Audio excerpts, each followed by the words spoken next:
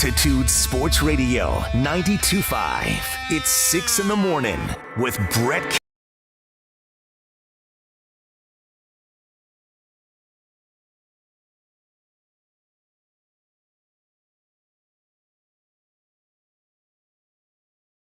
Two seconds, one, and Colorado clinches the playoffs again.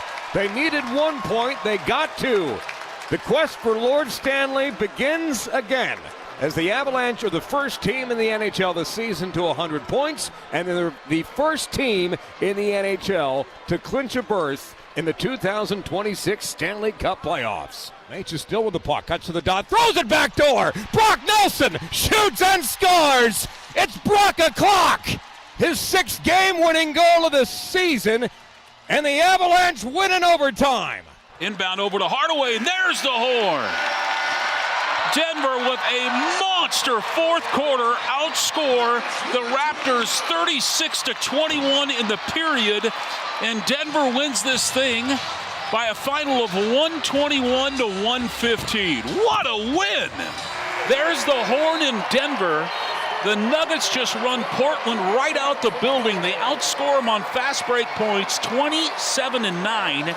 And Denver takes care of Portland in blowout fashion, 128-112 the final.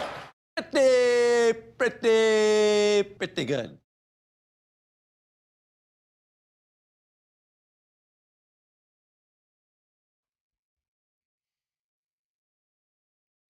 Very good weekend. And both teams, look, taking different routes and different paths to get to where they needed to be, but you end up with a 4-0 weekend. And it's exactly what you needed. Both of them, taking things a little bit more seriously down the stretch. They both have to. They're both in battles. And I want to start with the Avs. And it's because when the Avs still have the Dallas Stars creeping behind them, but you get this added benefit. We talked about this. When they play the schedule that the Avs have here moving forward, which is relative to the rest of what the season has looked like, but especially when butted up against what Dallas has in front of them, much easier than what Dallas had. We mentioned this weekend, you got a couple of games where are they against easy teams? Not easy, but much easier than what the Stars are going through. These are wins that you have to pick up. Winning 4-1 against the Blackhawks, great start to the weekend. A little bit of a battle against Washington, but you pick up 2 points. You did what you were supposed to do. And knowing that Dallas was facing a really tough weekend where they go on the road at Minnesota, followed with a back-to-back against Vegas. Well, they lose both of their games. And now that cushion that we talked about just trying to get out ahead of is pushed to 5 points with a game in hand for you. Like, to me, the goal would be this. Can you get to the end of the season because you've worked so hard to earn this? Can you get to the end of the year with enough of a comfortable lead that you can start to consider, hey, if you rest McKinnon on this day or rest McCarr on this day or give Natchez a break or whatever, can you start to do that the last few games, handful of games of the season? That's what I would love. That you have that one seed locked in, and then it's about, can we get guys a break before this playoff run starts?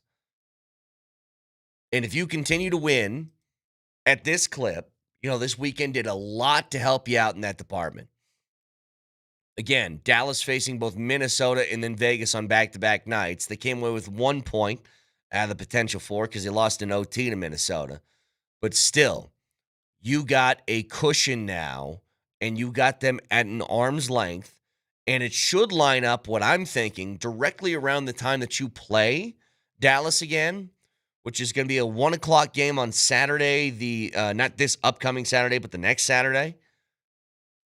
You play that game. If you win that one, your last handful of games, maybe you can start to think about rest. But that's as long as you continue to play at a high level. And what you have moving forward here, you have a game against Pittsburgh that's coming up tomorrow. Pittsburgh, we just experienced this. They came in here and kicked your butt for 3 straight periods. So that one's going to be a test. They have 2 straight games against Winnipeg after that, which is part of the easier part of the schedule. Calgary then after that, which if you guys, I don't know if you guys saw this, tickets to get to a Flames game in Calgary right now, they're like $8 to get in the building. Not only has the team seemingly given up on the year, the people inside Calgary have given up on that team. But once again, you get to that game against the 4th against Dallas. Now, for whatever reason, the Avs have a really mashed in last part of that schedule, and that's kind of what I'm getting at, why I think it's so important that you have Dallas at an arm's length by the time you get to that game on the 4th, that if you win that, look, you can't completely shut it down, but maybe you can be a little bit more picky and choosy down the stretch of who's going to play and who's not, who gets a rest and who doesn't. But that's why this weekend was huge. Grab 4 points, hope that Dallas struggles, and both of that kind of happened. So you have the Avs playing, and by the way, I don't know if I've ever seen a shift quite like what Marty Nachos did in that overtime period, where you got the Caps dead tired. I don't think they had a change. And he is just weaving in and out of traffic, keeping the puck in the zone, not allowing a change, doing a couple of 360s, really making them work legs, making their legs work, tiring that team out, and then finding Brock Nelson on the opposite side for the tap-in and the game winner. Unbelievable. And I know that Natchez has a very different style than what Mikko brought to the table. Mikko was a lot more of sort of a power game than a finesse game. There was advantages and disadvantages, I think, to each. The advantage with Mikko is, especially in the power play, just having somebody who is a lefty with a powerful one-timer could be huge. But having the ability that Natchez has, where it's like you found somebody next to McKinnon that can kind of skate with McKinnon, that can keep up in that department. He has been so damn good this year. So actually, where he's at on points, so Natchez is clipping along. He's got 86 now through 66 games. That is a career high already. So again, with a handful of games left, the Avs are now 46-13-10. So 13 games left for Marty Natchez. If he is clipping along at, a point, little over a point per game, he's going to get to that 100-point mark, and you're going to have somebody else joining that party with McKinnon again. You just see that a lot with this Avs team when you have people that jump in here from other teams. And it's like the second they get involved with how the Avs play, the caliber of players that they have on the roster, there's something from Nick Waugh, who was acquired at the deadline. I believe he's played 9 games now with the Avs. He has 3 goals in those 9 games. He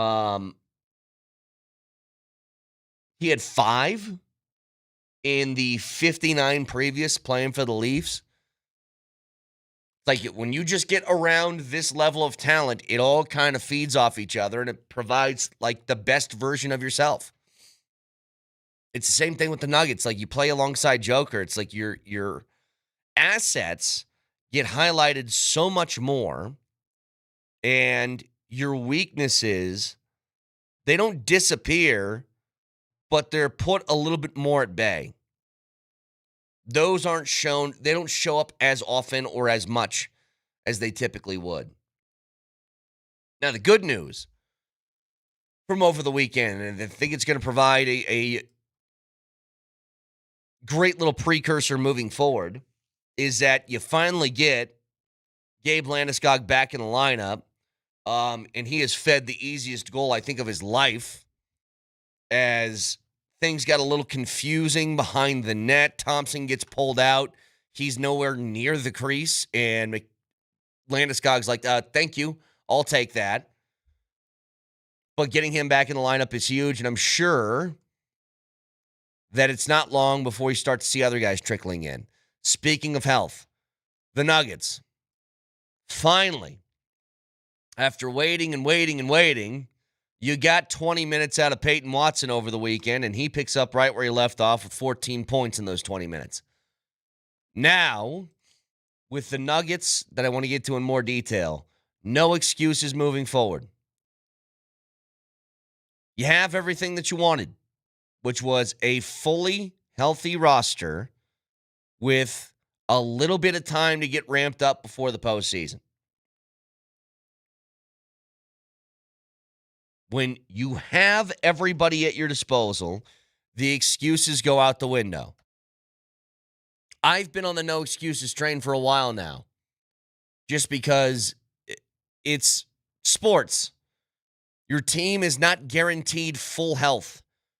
When they were missing 4 of their 5 starters, that's a little insane. Missing one guy from the lineup is not something that is abnormal. It is typically the norm in basketball. But now,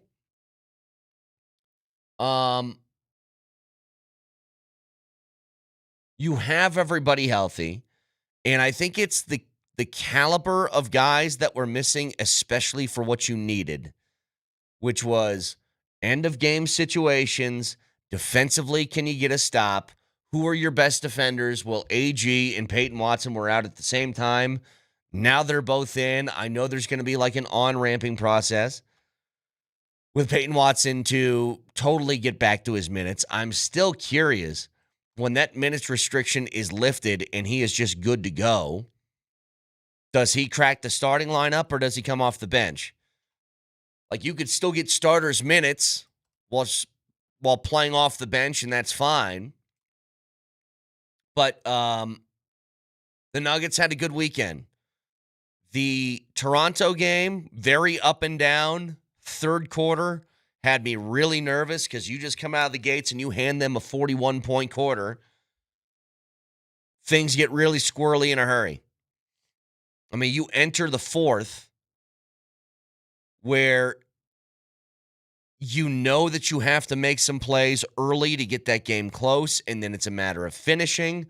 All of those things have been difficult for the Nuggets so far this year, but they were able to make things happen enough against a good Toronto team where they come back and they get the win on Friday. And then yesterday, it's exactly what it should look like against a team like Portland. First quarter, no defense to be spoken of, but from there on out, they kind of pared that down as best they could. And it never truly felt like Portland was in the game. Went in there and controlled the entire feel and tempo of what the game was. Jokic finishes with 22, 14, and 14. Jamal finishes with 22. Cam Johnson continues to play well as he scored 19 points. Christian Brown continues to play well as he scored 15 on 5 of 7 from the floor. And now you add Peyton Watson to the mix, you're in good shape. So a lot more to get to with them in just a little bit. 303-504-0925. We're broadcasting for the Backus and Shanker Studios. Serious lawyers for the seriously injured. Get back to the Nuggets in a bit, along with the Avs. It was a hell of a weekend, as was the NCAA tournament, which has been absolutely fantastic and something I've never seen before. Where we all saw it. How that ball did not drop for Vanderbilt is one of the most unbelievable things I've ever seen. We'll get to all that next.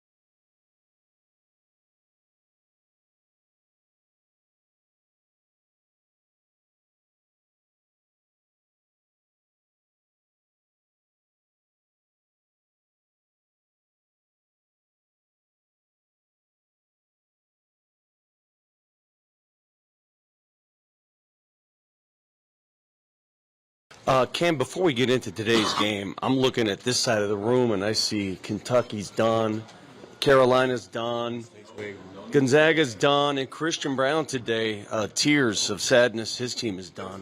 What? The N2 are still alive. They're still alive. Bruce is done? Yep.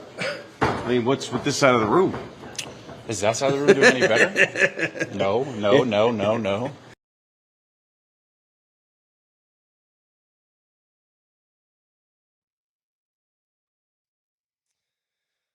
Cam Johnson, noted Tar Heel. So I want to get to the tournament in just a second because it has been fantastic. Game after game, close.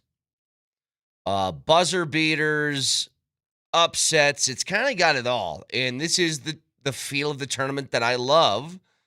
And I was wrong. I thought that NIL was going to mess some of this stuff up, but it turns out that this has been one of the better tournaments in a few years.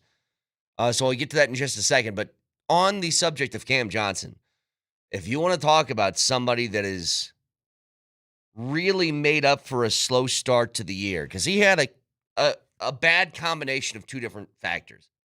One was trying to find his place within this team and specifically offensively what his role is. He came from a place where he was basically a primary scorer in Brooklyn to a guy that's maybe the fourth or fifth option in this offense. And I think when you're a team guy and you're trying to fit in, you'll pass up shots because you think my role is not to be the guy who shoots all the time. So I got to give the ball to Joker. I got to pass stuff to Jamal or something. So it took him a while to figure that out at the beginning of the season. And it felt like he just started to get it. And then he got hurt. So then he comes back from the injury and he is shooting, but he's shooting terribly. Has no confidence in his shot. And it looks like it's a disaster. At the same time, Peyton Watson just proved that he goes in, he starts at the same position that he's starting in, and he's putting up 20 points a night. So now a lack in confidence. Peyton Watson leaves. You come back in the lineup, still not playing well. And finally, Cam Johnson is starting to figure it out because these last handful of games, he has been really, really good, especially from three. So he was 5 for 7 against Portland. If you just go through the last handful of games, he's 5 of 6 against Memphis. He was 3 of 3 against Philly. He was 4 of 10 against the Lakers. He was 3 of 5 against Houston. For the month of March, he's shooting 52% from the floor and 49% from three, 13 points a game. That's exactly what you need out of a guy in his position. What his role is on this team. It's exactly what it should be. If you get an open three, knock it down. Play a little bit of defense, but when you're open, shoot and make sure you knock down the shot. He has been a gigantic net positive for a few weeks. And hopefully that continues. And it's not just him. It was kind of a combination between him and Christian Brown on two guys who really needed to step their games up. Christian Brown is another good example of somebody over the last handful of games has played much, much better. He, for the month of March, is shooting 55%, 33% from three, but 14 points a game overall. It's the same thing. When the opportunities come to you on offense, make sure you capitalize and take advantage of it. Both of those guys playing well. Now, the Nuggets, this is going to be a real test case over the course of this year. I don't know where the standings are going to fall. Part of me doesn't even care anymore. It's going to be you are what you are. If you can jump into a top 4 seed, great. You aren't getting to the 3. It's too much ground to make up with the Lakers, and the Lakers have won 9 in a row. They don't lose anymore. So that part's done. The only question now is, can you get to a 4 seed? Can you get a home playoff game? Because the Rockets, the Nuggets, and the T-Wolves are all 12.5 games back first. They're tied. The Nuggets and the T-Wolves have the same record. The Rockets The Nuggets are 44-28. The Rockets are 43-27. So same thing from a standings perspective, but they've played 2 less games. The Nuggets can really start to eat here late in the year with how their schedule kind of lays out. Much easier than it was previously. Put on top of that the health factor of everybody in the lineup is available to use now. Peyton Watson being back is huge. But if you can get to that top 4 seed, first round, home playoff game, then you kind of see what shakes out here between, like, I don't think the Lakers match up with whoever they get at the 6 would be something easy. Would they win? Probably. But they've had their struggles against the T-Wolves. You know, I'm still curious on what this Rockets team actually is with KD on it. Sometimes they play well, sometimes they're terrible. The class of this conference is very clearly Oklahoma City and San Antonio. So to me, I don't know if it really matters who you play in the second round. If you win your second round game, you're going to play both of these teams at some point. Whether you play the Thunder first or the Spurs first, you're going to get the other team in the conference finals if you make it there. So I don't know if it much matters where you end up after that. It's just a matter of, can you get a home playoff series in the first round? And with the way that their schedule lines up, they certainly could if they keep taking care of business. You know, I mentioned this before. The only real tough game that they have left, they play San Antonio on the 4th. So wait a minute, Nelly. I was just going through the Avs schedule. So Saturday, April 4th, which is not this Saturday, but the next one, we have the Nuggets playing against San Antonio at 1 o'clock. They play the Spurs. And the Avs on Saturday the 4th play against Dallas at 1 o'clock. Well, that's going to make for a hell of a Saturday lunchtime. Boy, that's quite a high-stakes matinee double-dipperoo. No kidding. So they got the only tough game that the Nuggets really have left is played on the same day at the exact same time as the Avs' most important game remaining is left, which is Dallas. So there you go.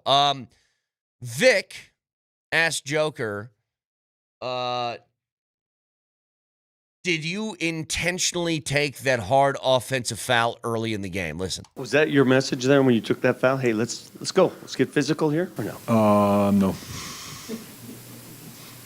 I tried to stop the break, and I did it, but not by regulations. I love that answer. No. Whatever you have in your head that you think I was thinking, I was not. Which is fair. I think it was a fair question because it looked like it. We've talked about this forever. Is there going to be something that you do to set the tone or maybe send a message to the refs of, if this is how we're going to be officiated, then I'm going to play like this? You know, Adam Mares said this during the game yesterday. Said every single team is going with the same defense against Jokic. No one is trying to guard him anymore. Just put a guard on him and act like your dog does when you're trying to do the dishes. I mean, it's literally what it is. No. It's put a small on him and have him poke and prod and flail and do everything to bother him. It's not even really defense. It's, you know, like, Nelly, I was trying to watch some tournament games. I was sitting on the couch over the weekend. And I have my beautiful baby girl, 3.5-year-old baby Jamal Kale, who is literally jumping on my shoulders, my legs, running on the couch like a full sprint start and crashing into me as I'm trying to watch the basketball game. That's how they're defending Joker. And Does anybody yell at baby Jamal Kale to stop doing that? No, because she's just tiny and it doesn't really affect, you know what I mean? Like, it's the whole thing. They do all of this because they know they can get away with things that are fouls, but they aren't going to call them because it's a small guy on a big. So what you're saying is you need to set a really hard pick on your daughter. Baby Jamal Kell comes running down the stairs. You just stand up. Boom. One pop. There you go, honey bun. That'll teach you. Yeah. That'll teach you to interrupt me during the St. John's game.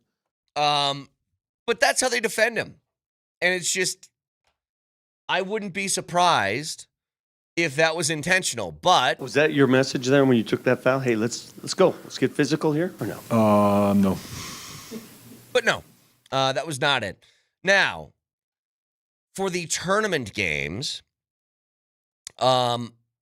before we get there, just a quick reminder to you guys that Nuggets fans, blood donations are needed every day to help patients in Colorado. So join Vitalant in the Nuggets to save lives this March. Schedule your donation at vitalant.org/Denver Nuggets or at any Vitalant donation center during the month of March.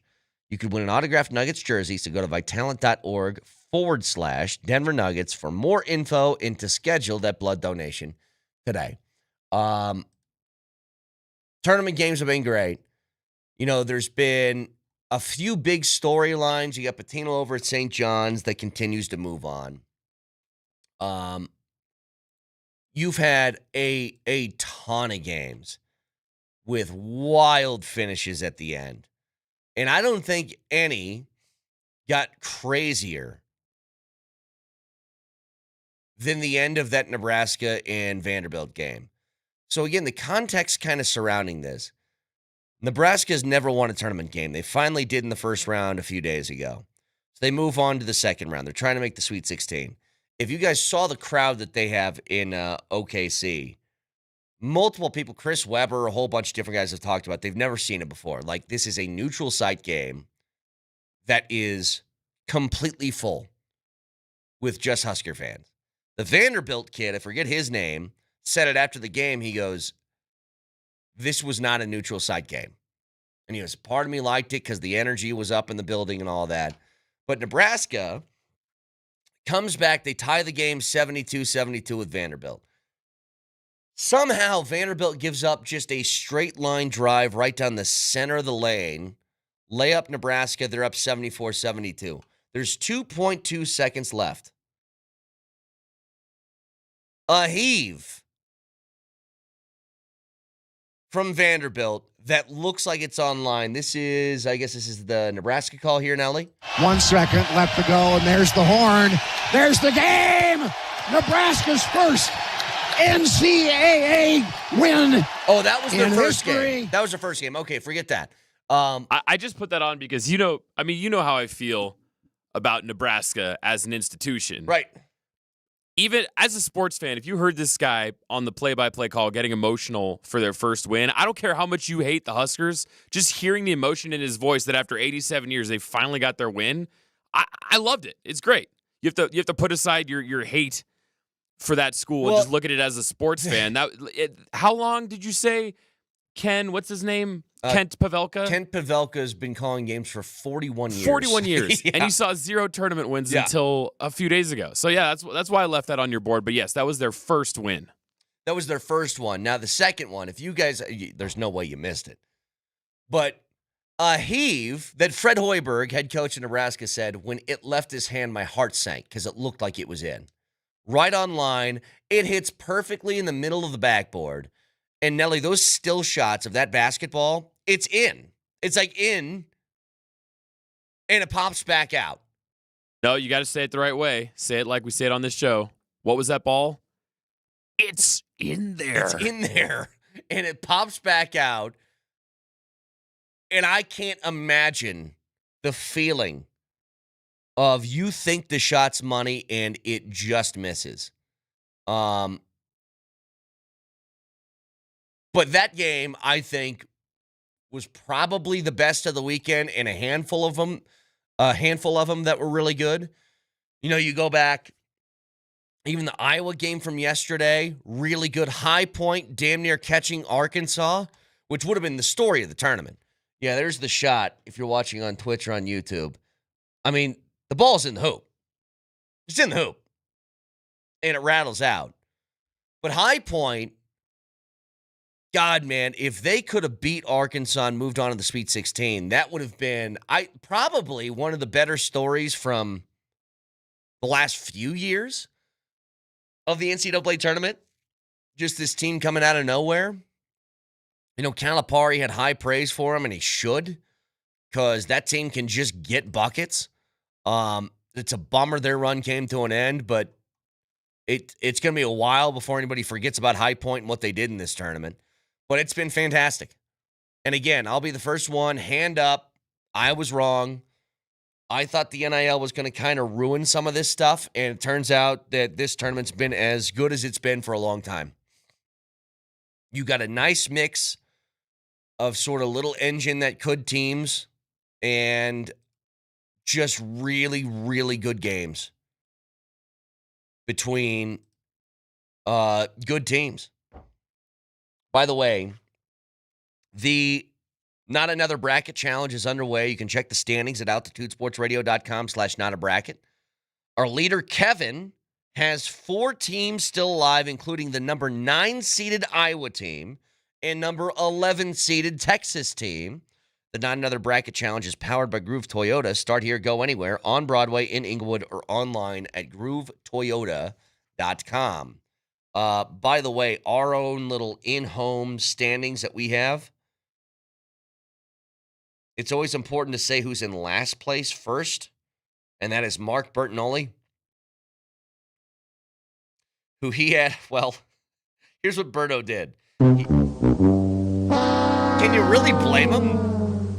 He took number 10 Texas A&M, number 13 Cal Baptist, number 14 North Dakota State, number 15 Queens, and number 16, it was the slash. It was UMBC or Howard. But, by the way, Howard was up 9 on Michigan in that first round. So maybe leave him out. Next up is Dan Tanner. Dan Tanner's the actual last place guy on this list. Because it looks like Berto chose his teams by leaning on the upper side of the keyboard. Well, he just picked the UMBC/Howard because he was hoping that UMBC would go on and, man, they were the Retrievers. Yeah. That's a gold dog, man. Of course. The leader right now is Andy Lindahl, but I am 1 point behind him in second place. Yeah. Where are you at here, Nelly? You're right smack dab sort of in the middle. What do you got? One team left, you said? Yep. The only team I have left is Woo Pig Suey, baby. I was hanging a lot of hopes on my beloved High Point High Pointers. Oh, so no matter what, you were going to get something out of that game. Yeah, I was rooting for High Point just because the lower the seed, the more points you get in our contest. Yeah. So if High Point advanced, that would have been money in the bank for me. But I still got Arkansas, so I play both sides. So either way, I win. I play both sides, so I always come out on top. 303-504-0925. Shop Mazda text line, one price, one person, 1 hour. Back after this.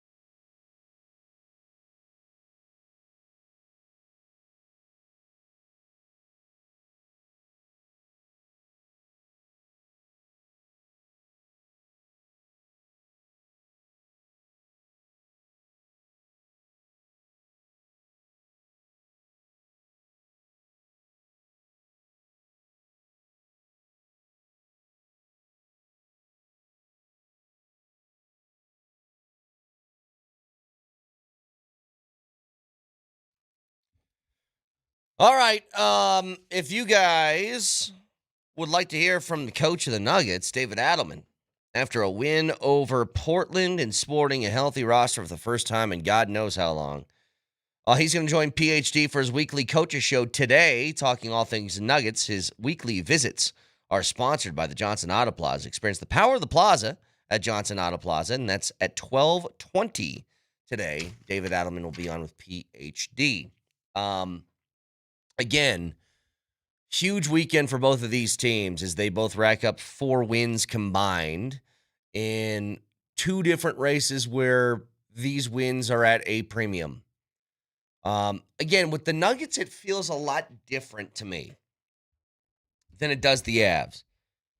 The Avs have done nothing but win for most of the year. They have led this thing basically wire to wire.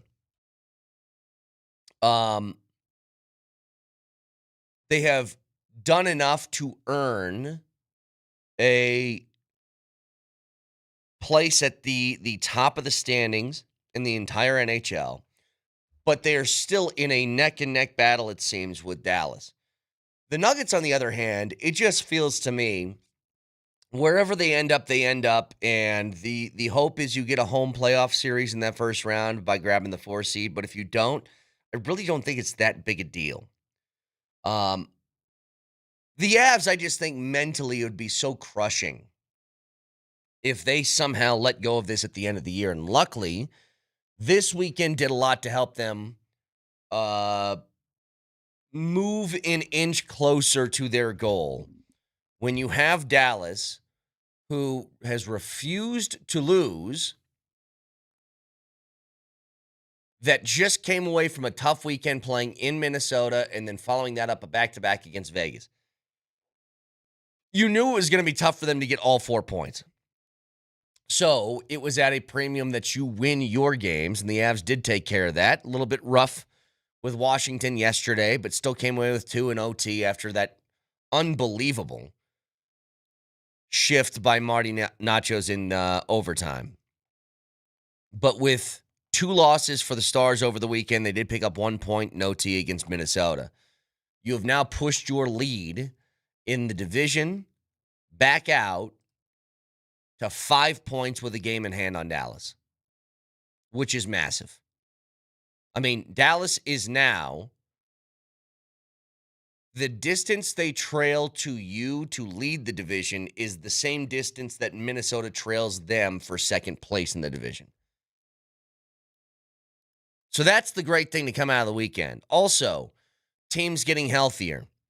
Gabe Landeskog back in the lineup for the Avs, who was quoted, I don't know what kind of injury this was that he suffered. It seems terrible. I didn't see any actual tape of this, Nelly, but saw quotes. Gabe Landeskog said he had, quote, a quick surgery to fix some things after taking a shot from a car in the nuts, he said. I can't imagine what surgery that was. I don't want it. Did Kale give him a vasectomy? That would be the appropriate sound for what happened to Gabe, by the way. He also mentioned that earlier in the year, we kind of assumed this, but that month that he missed after that Florida game where he went crashing into the post, that he missed that time because he had broken ribs earlier in the year, which I've never had broken ribs, but that seems atrocious because you can't breathe. And when you can't breathe, it's hard to do really anything. So getting him back in the lineup is huge. Same thing with the Nuggets and Peyton Watson. This was David Adelman on that. Tired, but very effective. That's the funny thing about the minute restriction when you get the number. Sometimes it's frustrating, and sometimes it's almost too many minutes when a guy hasn't played. You know, playing 3-on-3 and 5-on-5 with coaches is not the same as playing against the Blazers and Drew Holiday picking you up full the first time you touch the ball. I thought he was good. He was aggressive, got to the paint. I loved the 6 rebounds, the 3 assists. And I think the more he has the ball and gets in the paint, the more experience he has doing that. I think the assist totals will go even higher because he really does bring 2-3 people with his length and the way he can finish. Let me just tell you something from the way that David Adelman talks about him. That's somebody that's incredibly important to your success. And that's somebody they're going to figure out how to keep him. They have to. Now, he talked about how tired he was in coming back. Because think about it. When you haven't been involved in day-to-day activities in basketball for a while, and then to ramp it back up in games that really, really matter, it's tough. Here was Watson post-game with Vic on the floor. Peyton Watson, 14 points. It's been a while since you suited up. How does your body feel? Feels good, feels good. This altitude got to me tonight. I was tired as hell, but we pulled through. We got the W. I noticed that you wanted to challenge yourself. You played a couple minutes without a shoe. What happened there? Man, stuff happens. You just got to be ready for anything out there. I wasn't afraid to shoot. Is that the protocol? You just throw the shoe to the stands when it falls off? I didn't know what to do, man. I was just deal with first thing came to my mind. All right, 10 games to go. This is the stretch run. What's the mentality for this team in these last 10? Just to do everything the right way. We know that we got a great team, and it's been a while since we had our full team, so I think when we're healthy, nobody in the league can beat us. First time since November 12th you guys have been fully healthy. It's been a while. Good to see you back, my friend. Good to see you, too. Let's go, Nuggets Nation. Come on. That number is crazy. The first time the Nuggets have been fully healthy since November 12th, which at that time, let's do a quick look here. November 12th was a game against the Clippers in which the Nuggets won 130-116. Jokic had a 55-point game against the Clippers that night. The Nuggets were 9-2 at that moment. The two losses they suffered was an overtime loss, the first game of the year against Golden State, which we all remember, and a 2-point loss to Portland 4 games after that. Since then, the Nuggets have not had a fully healthy roster. So that was 11 games into the year, or really 10 games into the year, and now with 10 games left, they finally get it. But here's what they have. It's Phoenix, which is a tough-ish game, Dallas, Utah, Golden State, Utah, San Antonio, which is tough, Portland, Memphis, and then OKC and San Antonio, the last 2 games of the year, which I think by that time, both of those teams have shut it down. This has to be, to me, like a minimum 8-2 run. Your team's healthy. There's no excuses. 8-2 minimum. Ideally, 9-1. That's what I think you need to see. If you want to churn the sort of tide in way of thinking with how people believe in the Nuggets, in their opportunities and their chances, that's what's got to happen. Prove that you're serious about this. Go out and make sure that you have all your ducks in a row, that you guys are playing well, you have garnered chemistry with people that you're on the floor with, especially in late game situations, and get prepped for the playoffs. Now, this is that stretch of games. So here's your next 4 for start times, by the way. It's 9, 8, 7, 8 o'clock. So it's late tips moving forward here for the next week. It's this, what does NBC call it? It's the Hands Across America Tuesday, where they start games at 7 a.m. and keep them going until midnight or whatever. Something like that. So we got 9 o'clock start in Phoenix? Yep. Come on. And that, I doubt it's 9. It's probably like 9:10 or something like that, 9:12. So it's going to be late. But yeah, that's the NBC, what Nelly said. Basketball across America layup line game, whatever. Can always watch Show Live on Twitch. Twitch.tv, search Altitude SR in the search bar, the Altitude TV simulcast, and also on YouTube, your home base for everything, 92.5. Subscribe to the channel so you can watch the Altitude Daily, a daily recap of the best stuff you can't miss from the best shows in Denver. Search Altitude Sports Radio on YouTube and subscribe today. Huge weekend. 4 wins combined for the Avs and Nuggets, the NCAA tournament, a whole bunch more. Moser, Lombardi, and Kane next.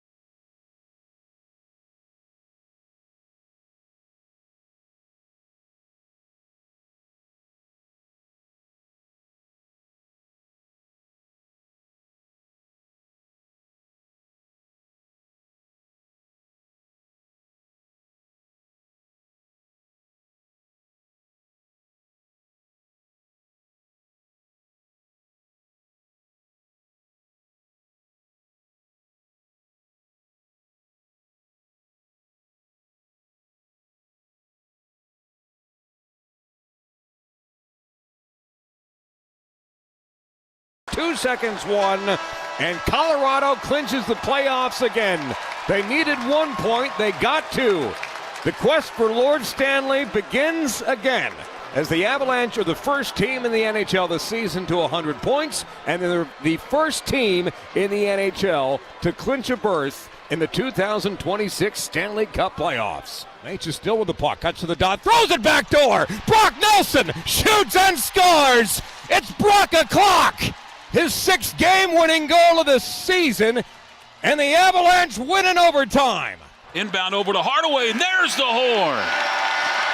Denver with a monster fourth quarter outscore the Raptors 36-21 in the period, and Denver wins this thing by a final of 121-115. What a win! There's the horn in Denver. The Nuggets just run Portland right out the building. They outscore them on fast break points 27-9. And Denver takes care of Portland in blowout fashion, 128-112 the final.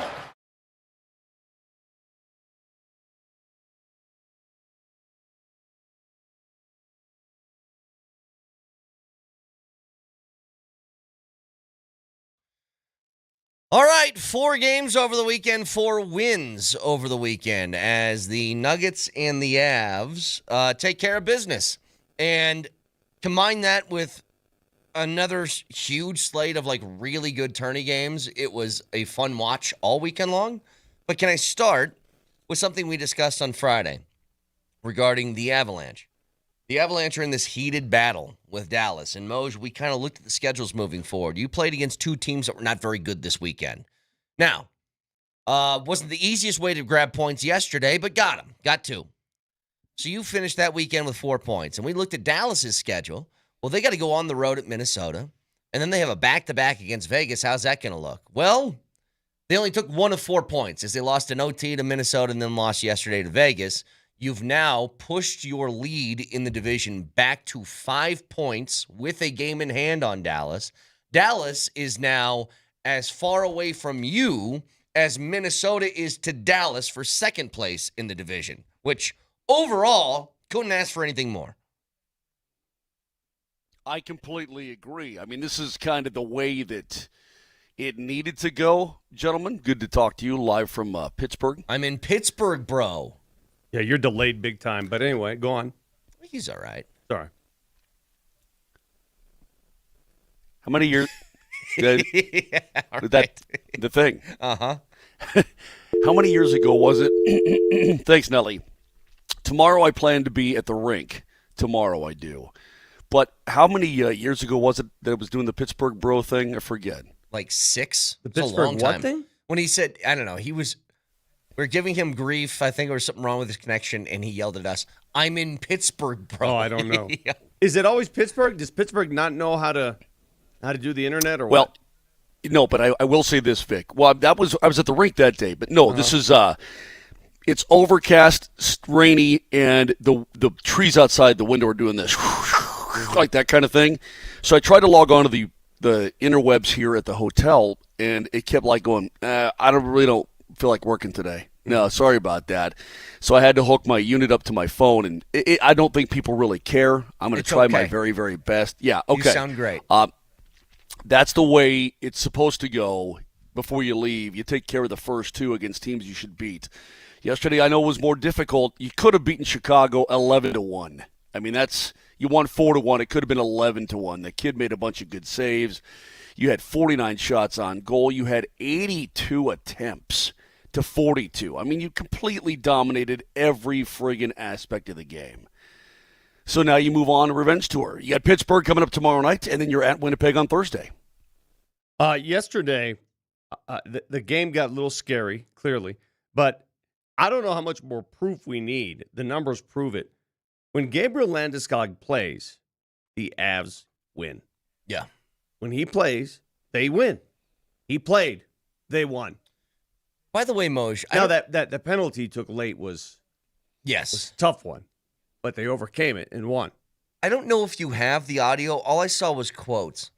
But when he talked about the injury he suffered and said, quote, had a quick surgery to fix some things after taking a shot in the nuts, he said. I don't know what surgery that is. Well, it's probably a tear somewhere down there. Yeah. Yeah, that's the surgery. That's what it is. Yeah, you don't like it? I don't like that at all. No. No, I don't like the idea shaking of your head. You don't like it? a vasectomy given to Gabe Landeskog off a slap shot by Kale McCarr. Moj, do you like it? I won't. No, I don't. We had a funny conversation. Well, I don't know if it's funny. We had a private conversation in the hallway last week about who's intact. Are you intact? Are you intact? Mm-hmm. That kind of thing. And it's these conversations. He's the one who initiated it. I was not asking about intactness of stuff. He's the one that. Is he taking like a sense of a source of pride in this? I think he might be. I don't know. I told him I think he's probably going to need said things in the future. It was funny, but it's out there, man. It was 90 miles an hour, Vic. What do you want me to say? I mean, it broke some stuff. Just get out of the way. It's always Kale. It's always Kale. By the way, in the middle of that, he did reveal, it's kind of what we thought happened, but if you go all the way back to that Florida game where he crashed in the post, and my initial concern was it looked like his knee buckled for a second, and that was fine. He broke his ribs against the post, and that's why he missed all that time, which we kind of figured. But to see the Avs persevere through whatever, and then the Stars to not collect any points, and now you've got a comfortable little – I'm not saying it's over by any means. There's still a lot of season left. Well, not a lot, but enough season left. It's comfortable now. You got to admit, you feel a lot better today than you did after that Stars game. Well, Moj, this is what I wanted to get to, is that if you can continue to take care of business, your next/last huge, gigantic, big game is not this Saturday, but the following Saturday when you play Dallas one more time. It may be inconsequential. Well, if you play that game and you beat Dallas that night, you have a real opportunity, and I think this should be the goal now. Play well leading up to it, beat Dallas on the 4th, and then you have a handful of games left still, but maybe you can treat those as like, hey, McKinnon, get a rest tonight. Hey, Marty Nachos, get a rest tonight. McCarr, take a break tonight. Like that sort of thing. That should be the goal now. You're absolutely correct. You know what I think the ideal plan here is, boys? This is for Moj. Is that when you look at some of those games down the stretch, especially that trip to Edmonton and Calgary back-to-back, you know what you say? Why don't you stay home? Yeah. Why don't you stay home? You know what? Take some time.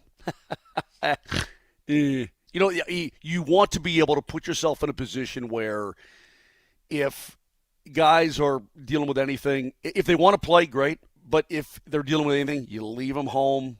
You go to Edmonton to Cal because it won't matter for Jack flipping squat. By the way, do you know what I found out about that Saturday the 4th? It's a 1 o'clock puck drop against Dallas. Yeah. That is also a 1 o'clock tip against San Antonio for the Nuggets. Exact same time, two biggest games left in the schedule. Wait a minute. The Nuggets don't play San Antonio on the 4th? According to the schedule, they do. You better look at your schedule. I'm looking at it right now. Prime Video, 1 o'clock, Saturday, April 4th, San Antonio Spurs. Here? Correct. Oh, I thought you were talking about there. Sorry. No, I'm saying they just play San Antonio is all I'm saying. They end the season in San Antonio as well. Yes, but I'm saying that's their next, that's their biggest game left on their schedule, too, is what I'm saying. They play San Antonio at the same time that the Avs play against Dallas. My man was What, are you going to make some phone calls play San now? Antonio on the right now. Wait. My man was adamant. Don't let him tell you he wasn't. Wait, does Vic have a vacation plan that he's got to make some phone calls now? I'm just aware of that game at San Antonio, and I was under the assumption you were talking about that game because I know that's the final game. No, but I feel like that game's going to be inconsequential because they're going to be in playoff mode by that time anyway. So when they play them on the 4th, I mean, that's going to be a serious game. That's all I'm pointing out. Yeah, that'll be a big day here because San Antonio, at that rate, they'll still have something to play for, and so will the Nuggets. I mean, in fact, that might be the toughest game left on the schedule for the Nuggets, and certainly for the Avs. That's what I'm saying. That same Saturday, yeah. At the exact same time, both at 1 o'clock. By the way, the Avs, for those who don't look at the standings, the Avs, with a game in hand, they they have one extra game, are now 5 points ahead of the Stars. The Stars are 5 points ahead of the Wild. So a little bit of a room to breathe here with that extra game in hand. And you can't, I'm not saying you can't ask for anything better, but after that loss in the shootout to Dallas, Moj, you can breathe a little today. You can breathe without any issues. Yeah, a little bit. Fine. Yeah, a little bit. And, yeah, I completely agree, Vic.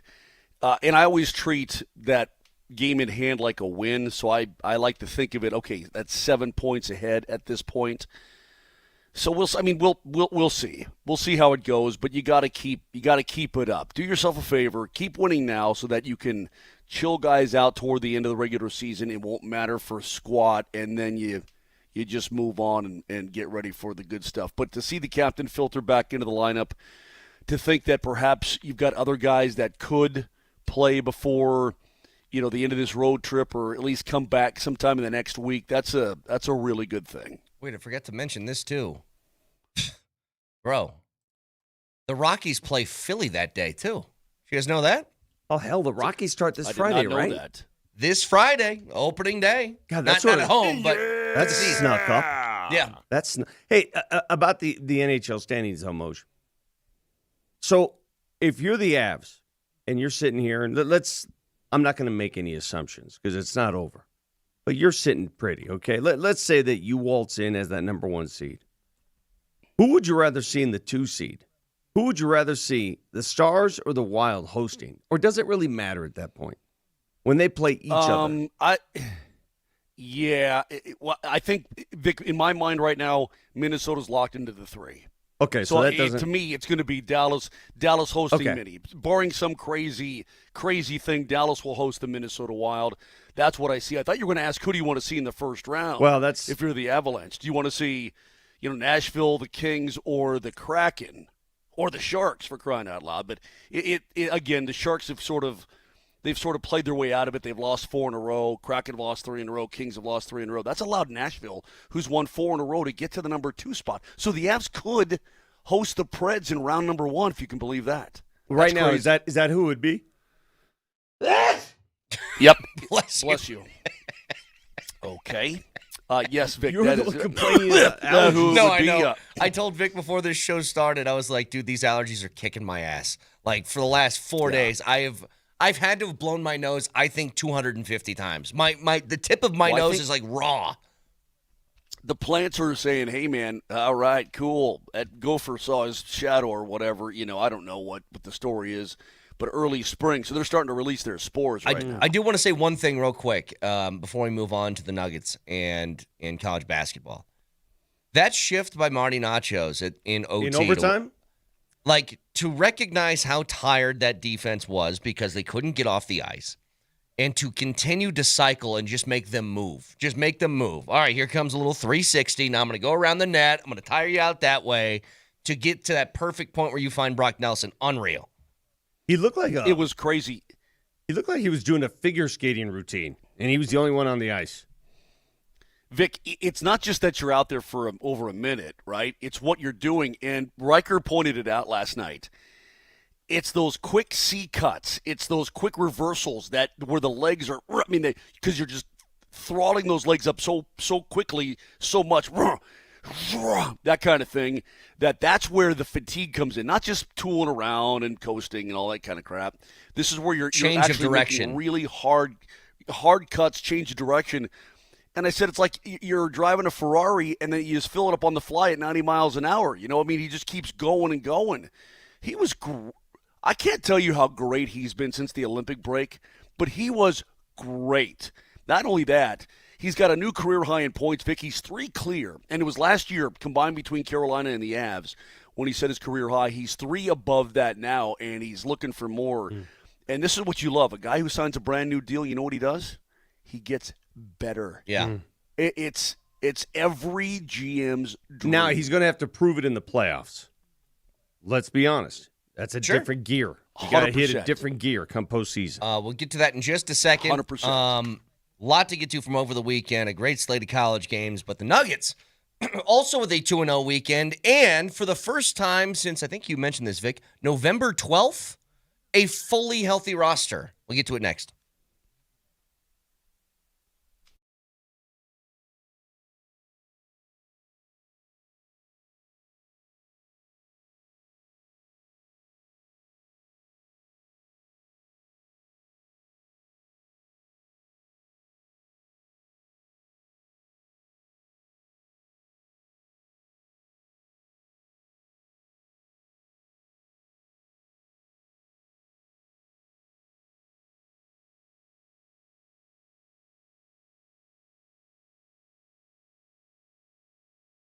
Spent some time in the sauna this weekend. I know it was hot. It was incredibly hot in Denver. So hot, record heat, but I wanted it hotter. I like it hot. So I went in my sauna that complements a Flatiron's Fire, did my thing. And they have more than that. If you need to upgrade your patio set, if you need to do something about your kitchen, outdoor kitchen, they've got it all up to date. They set it up for you. They come out, assemble everything. You don't have to get off your couch. You watch them do it. They do it best. The best product in town, the best showroom in town, located on 53rd and Bannock. If you want to see the showroom online to get a preview, go to flatironsfire.com. Again, if you're looking at fireplaces, perhaps a pizza oven, a golf simulator, whatever it takes, they've got it. Flatironsfire.com. Check.